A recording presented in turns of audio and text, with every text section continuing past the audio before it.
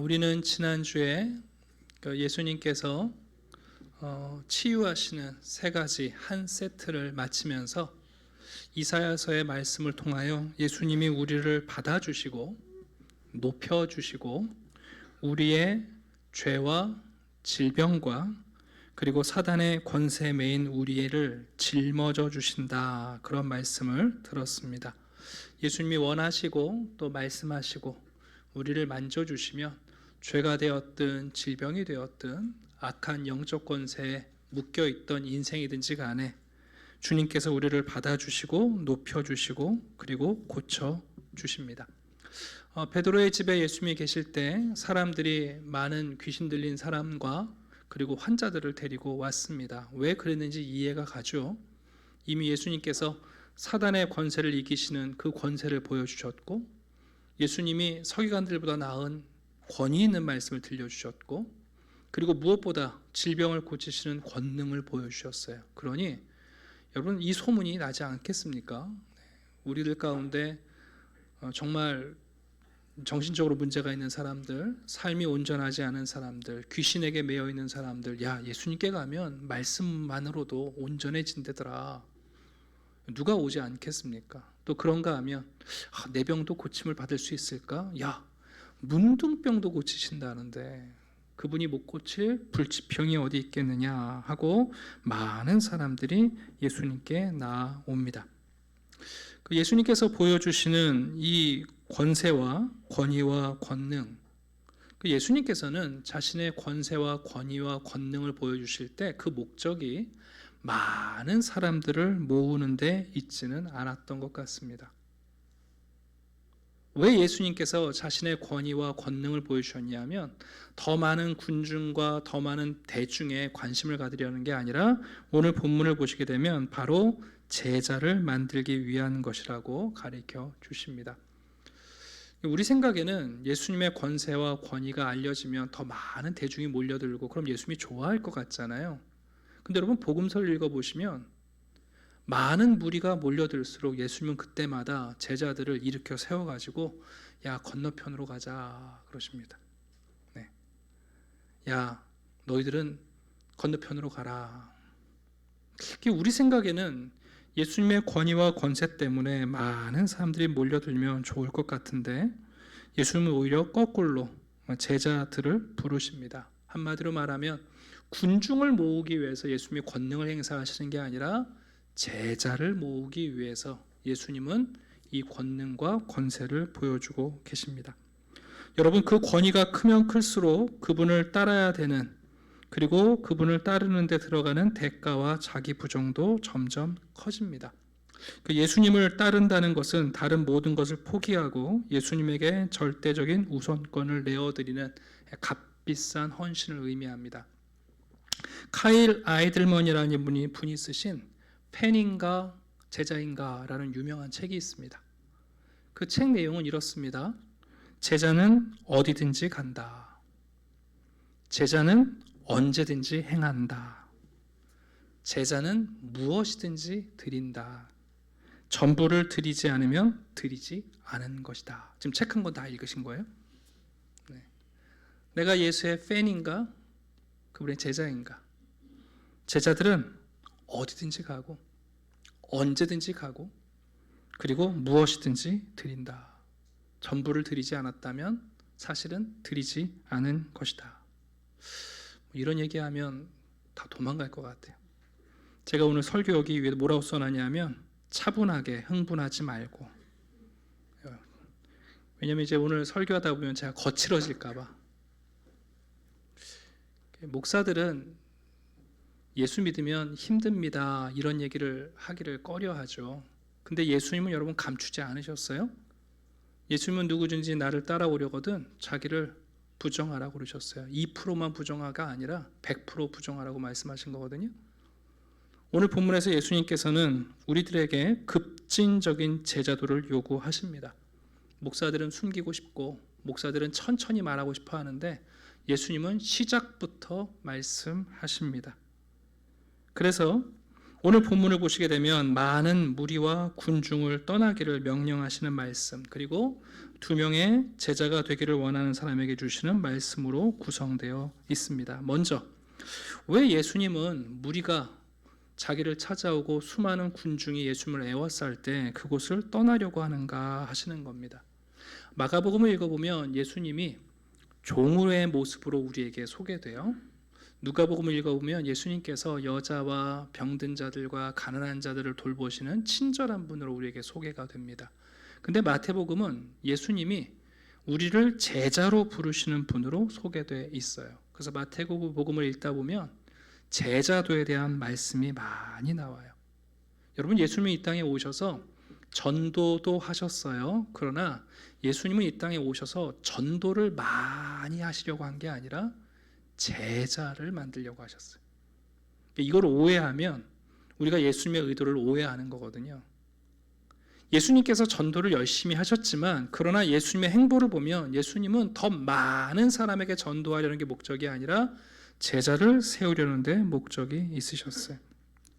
종교 심리학자들이 종교를 크게 2가지로 구분을 해요. 첫 번째는 본질적인 종교와 비본질적인 종교로 분류를 합니다. 비본질적인 종교라는 것은 한마디로 말하면 어떤 목적을 위해서 그 종교를 이용하는 것을 얘기해요. 그런 종교는 비본질적인 종교라는 거예요. 삼신 할머니를 믿는 분들이 있죠. 근데 삼신 할머니처럼 살려고 믿는 게 아니라 아들 하나 점지 받으려고 믿는 거거든요. 그런 종교를 비본질적 종교라고 하는 거예요. 선앙당 앞에 가서 비나이다 비나이다 기도를 하는데 그것은 그 나무처럼 살겠다는 게 아니라 그 나무를 통해서 이용해서 복을 받겠다는 거, 비본질적 종교예요. 근데 여러분, 본질적 종교란 말 그대로 그 종교를 이용하는 게 아니라 그 종교대로 살아가는 걸 얘기해요. 여러분, 기독교는 본질적 종교입니까? 비본질적 종교입니까? 네, 기독교는 이름 자체가 기독교예요. 그리스도예요. 네. 기독교는 예수로 살아가는 종교예요. 그런데 그 기독교가 타락하면 예수로 살아가는 게 아니라 예수를 이용하여 나의 목적을 완성하려는 비본질적 종교로 추락하게 돼요. 많은 군중과 대중이 왜 예수님께 나왔습니까?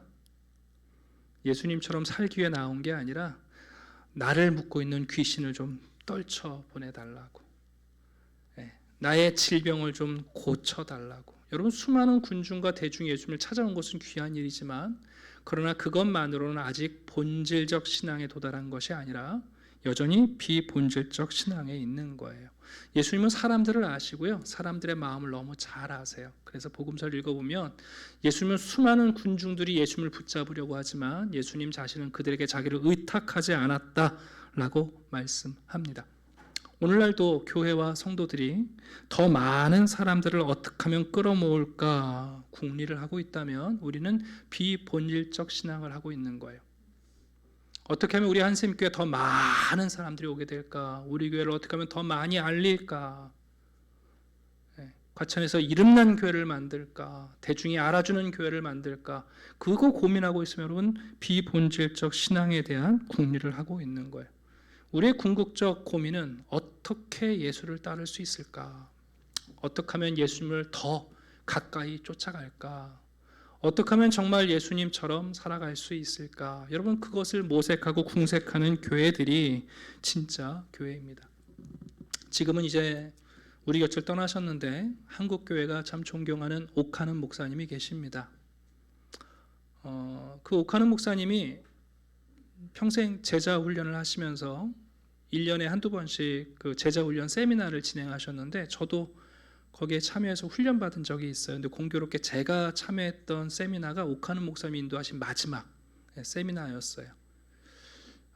주제 강연을 하시면서 옥하는 목사님이 자기 속 얘기를 좀 하시더라고요. 그런 얘기를 하셨어요. 자기가 평생 교회를 해서 교인들이 한 6,000명, 7,000명 모였대요. 근데 젊은 목사가 와서 몇 년 만에 우리 교회가 4만 명이 모여. 근데 그 말씀을 하시고 기뻐하시거나 좋아하시는 게 아니라 그 다음 말이, 근데 예수 믿는 게 그렇게 쉽나? 그 얘기를 하세요.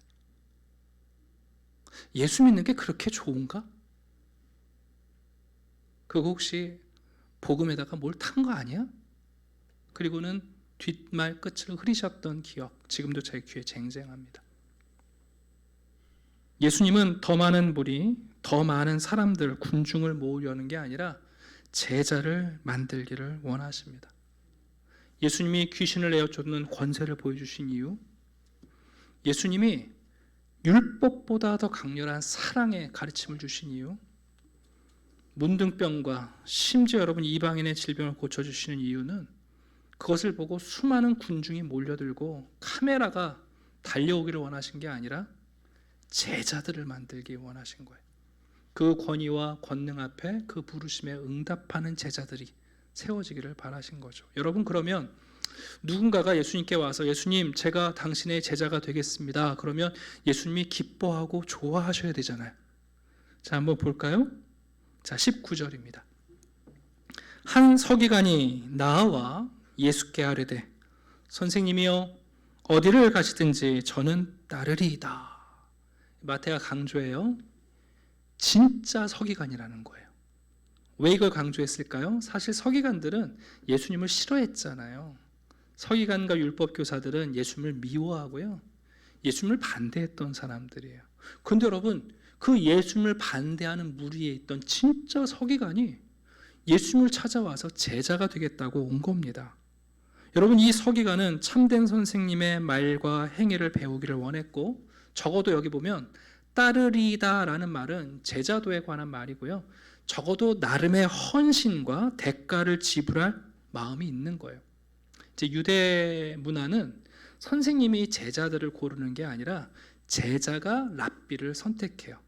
그래서 유명한 랍비들 문화에 들어가서 일종의 이제 인텐시브 과정이라고 하죠. 조금씩 배워보는 거예요. 그리고 나서 내가 다 배워보니까 이 선생님이 정말 좋은 선생님이라 이분한테 배워야겠다. 그리고 제자가 선생님을 선택해요. 이제 그런 문화권인데, 이 서기관은 여러분 자기가 소속된 단체가 서기관 무리지만 예수님의 가르침과 예수님의 기적을 보고는 내가 예수님의 제자가 되어야 되고 지금 찾아온 거예요. 브루너라는 학자는 이 본문을 아주 재미있게 해석해 줬는데, 예수님, 오늘은 당신에게 운이 좋은 날입니다. 제가 당신의 제자가 되기로 결심했습니다. 이런 뉘앙스라는 거예요. 예수님, 제가 오니까 놀라셨죠? 예수님 좋은 줄 아세요. 제가 예수님을 랍비로 선택했어요. 제가 예수님이 어디 가든지 간에 따르겠습니다 하고 지금 청원한 겁니다. 자, 예수님이 좋아하셨을까요? 예수님께서 사람의 중심을 보십니다. 예수님은 이 서기관이 어디까지 따르기를 원하시는지를 아셨어요. 예수님이 이런 비유를 드시네요. 여우도 굴이 있다.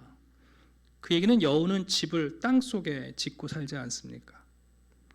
새들도 집이 거처가 있다. 새들은 여러분 나무 위에 둥지를 만들고 거기 살잖아요. 여우가 사냥을 하고 더 큰 짐승을 피해 도망 다니다가도 이제 굴 속에 들어가면 안전하게 거하죠. 새들이 여러분 벌레를 잡기 위해서 열심히 날아다니다가도 둥지에 가면 날개를 접고 쉴 수 있는 것 아닙니까? 근데 예수님이 이렇게 얘기하세요. 인자라는 말은 메시아에 대한 모호성을 드러내는 표현이에요. 내가 메시아다라는 말도 아니고 내가 아니다라는 말도 아니고.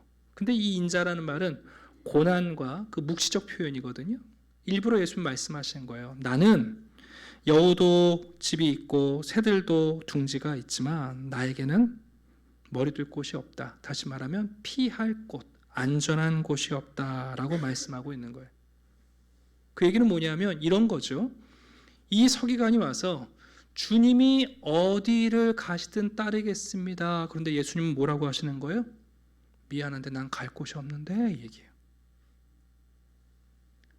어디를 가시든 따르겠습니다. 그런데 예수님께서 어떡하지, 나 갈 곳이 없네, 그 얘기예요. 여러분, 이 서기관이 왜 예수님이 어디 가시든지 따르고 싶었을까요? 여러분, 예수님이 가시는 곳에 함께 가면 귀신이 공격해 오겠어요? 여러분, 예수님이 가시는 곳에 함께 가면 이 많은 군중들이 예수님을 쫓아다니는데 밥 굶겠어요, 여러분? 예수님 따라다니면 예수님이 질병을 고치는데 코로나 걸리겠냐고요? 여러분, 이 사람 수가 많이 보이는 거예요. 근데 예수님 뭐라고 그러십니까? 깊이 없는 헌신을 원치 않고 그가 생각하고 있는 대가, 그것이 아니라 더 큰 헌신이 필요한 것을 말씀합니다. 우리가 잠시 후에 보겠습니다만 예수님께서 지금 뭐라고 그러시냐면 제자들을 데려다가 배에 태우고 건너편으로 가자고 그러세요. 왜 예수님은 굳이 육로가 있는데 배를 타고 제자들을 이동시키실까요? 여러분, 육로가 있어요. 근데 굳이 배를 타고 이동하세요. 그리고는 여러분, 갈릴리 호수에서 큰 풍랑을 만나시잖아요. 거친 파도, 바람에 배가 파선하게 되자 제자들이 여러분 예수님을 깨우는 사건이 있잖아요. 왜 그랬을까요? 여러분, 배라는 곳은요, 피할 곳이 없는 곳이에요. 여러분, 파도가 일고 여러분, 바람이 불어서 배가 파선하게 되는데 배 안에서 어디로 피합니까, 여러분? 하나님께서 우리의 구원의 첫 번째 모티브로 방주를 그려주셨어요. 여러분, 노아가 배 안에서 어디로 피합니까? 여러분, 예수를 따른다는 건요, 피할 길이 있는 게 아니라 피할 길이 없는 길이에요. 많은 사람들은 예수님을 따라가면서 이거 따라가다가 어디론가 피할 길이 있겠지. 아니요. 예수를 따르는 삶은 죄송하게도 전혀 안정적이지 않은 삶이에요. 피할 길이 없는 삶이에요. 예수님이 이 사람에게 말하는 거죠. 어디를 가시든지 따르겠습니다. 미안한데 갈 곳이 없다. 네. 여러분, 두 번째 사람은 좀 다른 케이스예요. 21절 한번 볼까요? 이 사람은 이미 예수님이 부르셨고 나름대로 그 예수님의 부르심에 응답해서 제자의 무리 가운데 있던 사람이에요. 제자 중에 한 사람이 이르되 주여 내가 먼저 가서 내 아버지를 장사하게 허락하옵소서. 일부러 마태는 모호성으로 이 사람의 청원을 적고 있어요. 이 얘기는 뭐냐 하면 지금 제자로 쫓아가다가 어제 아니면 오늘 부친이 돌아가셨다는 소식을 들은 것인지, 아니면 부친이 아직 쌩쌩하신데 부친이 돌아가시고 나면 자녀의 내가 역할을 다 마치고 나면 그때 예수님을 따르겠다는 뜻인지 정확히 알 수가 없어요. 종종 어떤 분들은 예수님의 이 말씀을 듣고 충격을 받는 분들이 있어요. 특별히 우리 유교권에 있는 동양인들은 예수님께서 거친 말씀하시잖아요. 죽은 자들이 그들의 죽은 자를 장사하고 너는 나를 따르라, 이 말 들으면서 야, 예수님은 가족의 가치를 파괴하시는 분인가 보다, 이렇게 생각하기 쉬워요. 여러분, 그렇지 않죠? 여러분, 성경, 기독교만큼 가족의 관계와 가치를 영적으로 여러분 받아들이는 종교는 없어요. 여러분, 예수님께서 우리가 조금 전에 봤잖아요. 베드로의 집에 들어가셔서 장모를 고쳐주세요. 네. 예수님이 십자가에 달려 죽으실 때 마지막까지 육신의 어머니였던 마리아를 잊지 않으세요. 제자들 가운데 가장 여유롭게 살았던 요한한테 어머니를 맡기세요. 여러분, 예수님 가정을 파괴하시는 분이 아니에요. 그러나 부모를 섬기는 것, 부모가 돌아가셨을 때 장례를 치르는 것, 마땅히 자녀들이 해야 할 일이지만, 그러나 예수님의 부르심과 예수님의 권위는 여러분, 부모에게는 평생에 걸친 헌신이 필요할지 모르지만 예수님을 따른다는 것은 평생이 아니라 그 이상의 헌신이 필요한 거예요. 여러분, 유대 사회에서는 부모가 죽어도 제사장들은 장례를 참여하지 않았어요. 부모가 죽어도 나실인들조차도 장례에서 면제됐어요. 하물며 예수님의 부르심과 예수님을 따른다는 것은 여러분, 그것과 비교할 수 없다는 뜻입니다. 물론 예수님께서 말씀하신 죽은 자들이 그들의 죽은 자들을 장사하게 하라는 말이 무슨 말인가?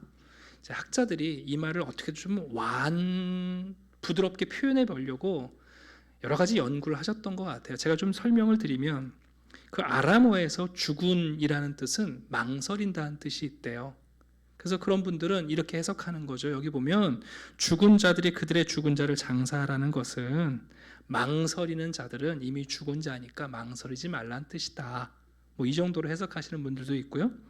또 어떤 분들은 이게 아람어의 격언으로 보면 죽은 과거를 뒤로 하고 이제는 새로운 미래를 향해 나아가라, 그런 격언의 의미다, 뭐 그 정도로 해석하시는 분들도 있고요. 또 어떤 분들은 여기 죽은 자라는 것은 묘지지기들을 얘기한다. 시체를 다루는 사람들. 그러니 묘지지기들에게 장사를 맡겨도 충분하다는 뜻이다. 해석하시는 분도 있고요. 또 어떤 분들은 유대인의 장례 절차가 부모가 돌아가시고 나면 1년 후에 유고를 잘 모아서 우리로 말하면 일주기 추도 예배를 드린단 말이에요. 그러니까 여기서 지금 이 상황이 뭐냐 하면 이 사람이 1년 전에 떠나신 부모를 이제는 1년이 지나서 기념 추도식 하고 오겠다는 뜻으로 이해하면 된다라고 해석하시는 분들도 있어요.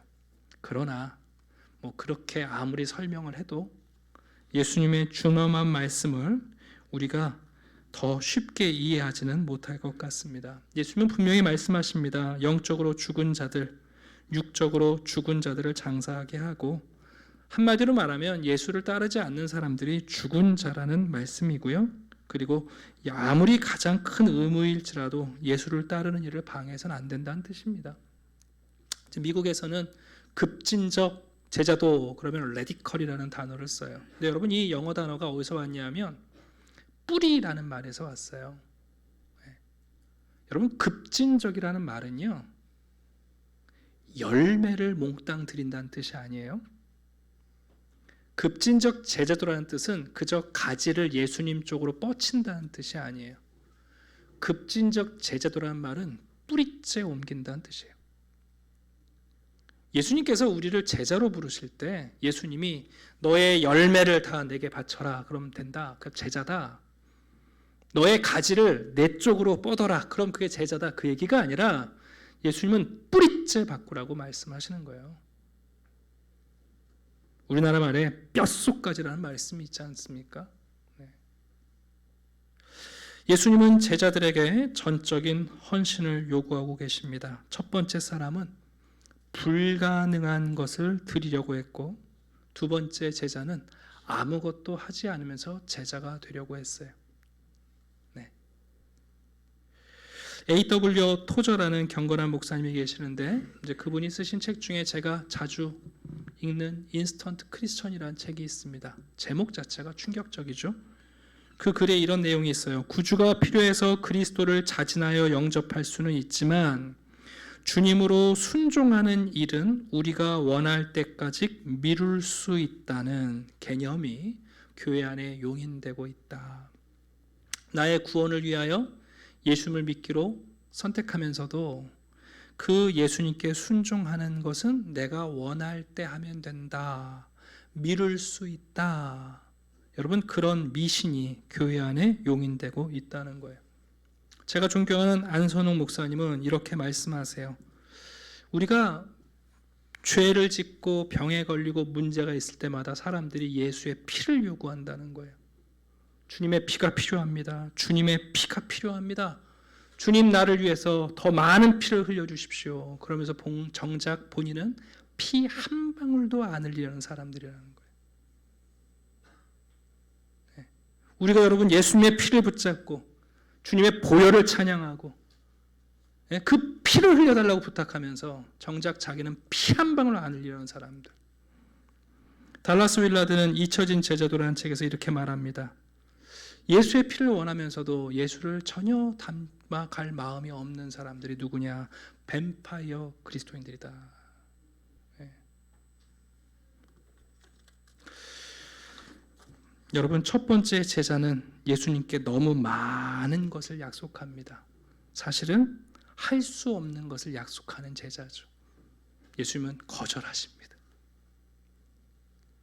두 번째 사람은 너무 작은 것을, 아니 아무것도 약속하지 않으면서 자기가 제자의 시기를 결정하려고 합니다. 예수님께서 그도 원하지 않으십니다. 결론의 말씀을 드리면 여러분 예수님을 따라가는 제자도는 우리가 받은 소명과 사명보다도 중요합니다.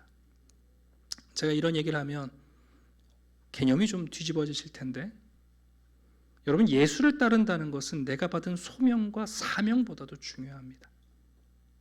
사도행전 20장을 보시게 되면 바울이 죽기를 각오하고 예루살렘으로 올라가는 장면이 있습니다. 많은 제자들이 만류하죠. 여러분, 바울은 이방인의 사도로 부름받았잖아요. 그의 사명은 여러분 이방인들을 위하여 복음을 전하는 것이고 이방의 교회를 개척하는 일이잖아요. 그 바울을 말릴 이유가 있잖아요. 아니, 바울 사도님, 하나님이 당신을 이방인의 사도로 부르셨는데 이방인 사역을 하다가 순교하면 모르겠지만 왜 예루살렘을 가서 순교하려고 합니까? 하는 거 아니에요? 보라, 이제 나는 성령에 매여 예루살렘으로 가는데 거기서 무슨 일을 당할지 알지 못하노라. 알지 못하긴요, 분명히 알고 있어요. 오직 성령이 각 성에서 내게 증언하여 결박과 환난이 나를 기다린다 하시나 내가 달려갈 길과 주 예수께 받은 사명, 이 사명은 무슨 사명입니까? 이방인이 나의 사명이 아니라 궁극적인 사명은 나를 부르시고 내가 따라가야 할 예수가 나의 사명이라는 거죠. 하나님의 은혜의 복음을 증언하는 일을 마치려면 나의 생명조차 조금도 귀한 것으로 여기지 아니하노라. 우리가 살아가면서 내 인생에 예수가 첫째라는 사실을 보여주지 않는다면 우리는 사실 제자가 아닌 겁니다.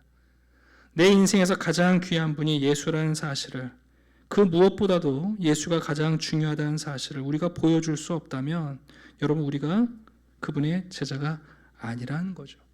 예수님을 따른다는 것은 우리가 예상하는 것보다 위험합니다. 예수님을 따른다는 것은 여러분이 생각하는 것보다 훨씬 까다롭습니다.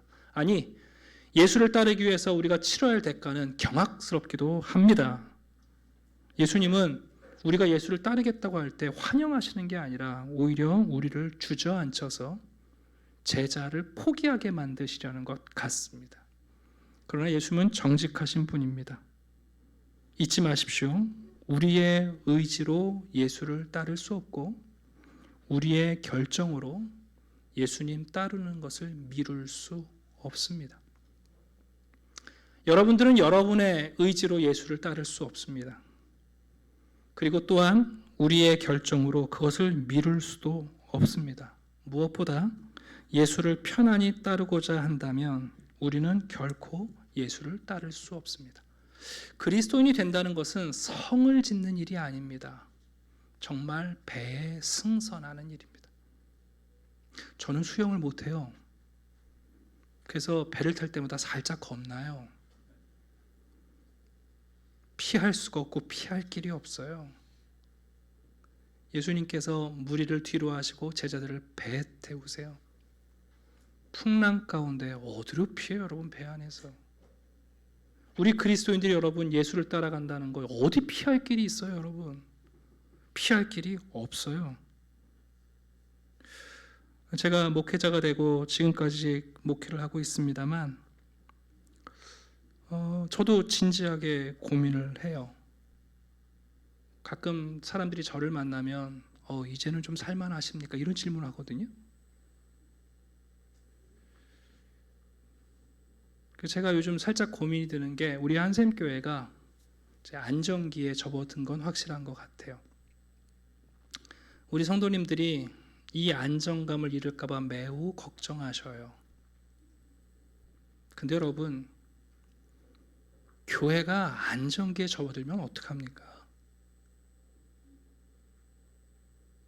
여러분, 교회가 예수의 제자들이 어떻게 안정기를 가질 수 있습니까? 여러분, 그것이야말로 우리가 더 이상 예수를 따를 수 없다는 반증이요, 따르기를 미루고 있다는 증거입니다. 여러분, 예수 따르는 사람이 매우 불안해 보이시고 그래서 여러분 불확실함 때문에 두려우십니까?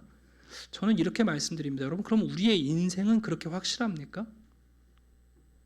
아니, 여러분, 우리의 인생이 불확실하지 않습니까? 예수 따르는 것만 불안하고 예수 따르는 길만 불확실한 길이 아니라 사실 우리 인생 자체가 불확실합니다. 길이 있다고 생각하는 건 우리의 착각입니다. 그러나 적어도 예수와 함께 배에 승선하면 여러분, 길은 없지만 예수님이 거기 계신 겁니다. 그게 제자의 삶입니다. 예수님은 오늘 예수님의 권능과 능력을 군중을 모으기 위한 것이 아니라는 것을 분명히 말씀해 주셨어요. 여러분, 잊지 마세요. 우리 예수 팔아서 많은 사람들 모으려는 거 아니에요. 예수님은 제자들을 원하세요. 너무 많은 것을 약속하며 제자가 되겠다는 사람들이 있는데 그 사람들 제자 못 돼요, 여러분. 제가 이 말씀 묵상하다 꼭 뭐랑 비슷하냐 하면 여러분들이 이해 못하실 수도 있는데 신학교에 가면 사모가 되기로 작정하고 오신 분들이 있거든요. 네. 목사 만나려고 신학교 오시는 여자분들이 있어요. 자기는 사모의 소명을 받았고, 근데 정작 그런 분들이 여러분 사모가 되면요 위험해요. 모든 것을 다 할 것 같은 거 아니에요. 또 정작 또 반대는 뭐냐면 목사님들, 전사님들이 누굴 또 아가씨를 사랑해가지고 아가씨가 저는 주의 길을 못 가겠는데 이런데 또 설득하는 분들도 있어요. 여러분 예수의 제자가 된다는 게 꼭 그와 같은 거예요. 잊지 마십시오. 우리의 의지로 따를 수 없고 우리의 결정으로 미룰 수 없습니다. 더군다나 편안하게 예수를 따르겠다고 생각하는 순간 우리는 결코 그분의 제자의 길을 걸어가기 어렵습니다. 그러나 여러분 안심하십시오. 주님의 권위 앞에 우리가 순종하게 되면 다른 길은 없습니다만 그 길이 워낙 좁아서 다른 길은 없지만 그 길이 바른 길임을 알게 될 겁니다. 다른 안정적인 길이 있다고 생각하는 우리의 착각입니다. 인생 자체가 불확실합니다, 여러분. 오늘 예수님께서 이 두 사람에게 하시는 이 귀한 말씀, 공교롭게 여러분 본문에는 결론이 안 나와요. 첫 번째 사람이 어떻게 했는지, 따랐는지 멈췄는지, 두 번째 사람이 어떻게 했는지 안 나와요. 왜 안 알려주는가? 그 모호함에 우리를 적용하며 우리라면 어떻게 반응할 것인가 우리에게 던지시는 질문이기도 합니다. 예수님은 말씀하십니다. 지금 나를 따라오너라. 그 부르심에 응답하는 귀한 분들 되기를 주님의 이름으로 축원합니다. 기도하겠습니다. 아버지 하나님 감사합니다. 주님이 우리를 부르십니다. 예수님의 권세를 알았고 예수님의 권위의 가르침을 달게 들으며 예수님의 권능을 우리가 경험합니다. 예수님은 더 많은 군중을 모으기 위하여 기적을 행하신 것이 아니라 예수님의 부름에 응답하는 한 제자를 위하여, 예수님과 함께 배에 승선할 수 있는 제자들을 위하여 이 권능과 권세를 보여주셨습니다. 우리들 가운데 우리가 감당할 수 없는 것을 결정하며 주님을 따를 수 있다고 자만하지 않게 하시고, 또 하나님, 주님이 우리를 부르시는 그 부르심의 응답을 우리가 미뤄두고 있다면 안정감을 뒤로 하고 주님과 함께 선뜻 나서는 성도들이 되게 해 주시옵소서. 우리의 인생 자체가 불확실합니다. 그러나 그리스도가 안전하시며 그분이 우리를 붙드시오니 아버지 하나님, 우리 모두를 부르신 그 부르심의 자리에서 예수와 함께 만나는 성도들이 되게 해 주시옵소서. 감사드리며 예수 그리스도의 이름으로 기도드립니다. 아멘.